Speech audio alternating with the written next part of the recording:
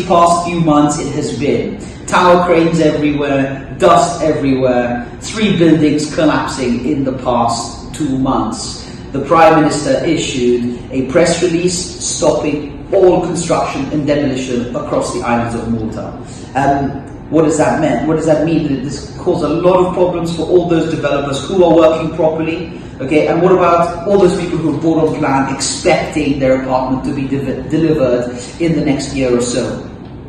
A legal notice 136 of 2019 was published, whereby any developer who wishes to carry on with their project must engage their architect to produce a long list of reports, appoint a site technical officer, an STO who must be a warranted perite to oversee all excavation works and demolition works, and must be on site all the time. Apart from this, a construction method statement, which is also pretty hefty and very long, must also be produced for the building to go forward. This is going to come obviously at an additional expense, which will make some smaller projects less viable. The Camera Periti for this hefty a new legal notice and new conditions to the law for construction and demolition are opposing, understandably opposing these conditions. And I'd like to refer to the proposal for reform of planning that the Camera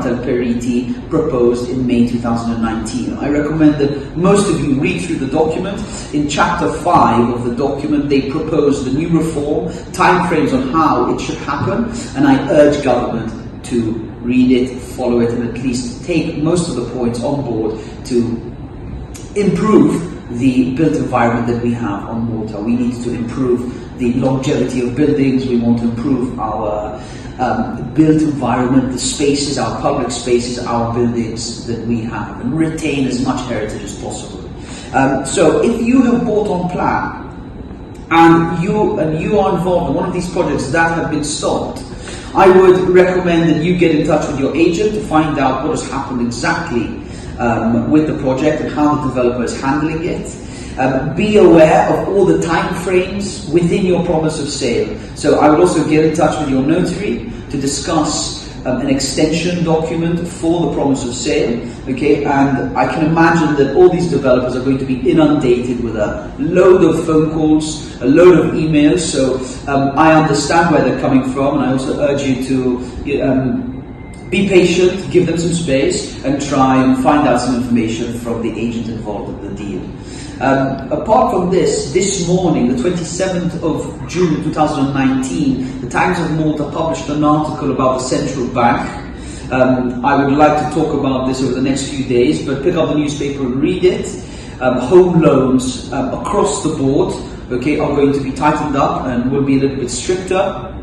The minimum deposit is going to be enforced much stronger, and monthly repayments, okay, must not exceed 40% of applicants' monthly income. So what does this mean to the market also? We can see that with all the construction, all the sales, all the apartments that are coming to the market, there are some concerns of the state and the health of the market, and whether it may come off track or keep going stronger. So, you know, the central bank are looking to ensure that, you know, things do not collapse and things remain strong. So they want to make sure that people who are taking out home loans can comfortably afford the monthly repayments.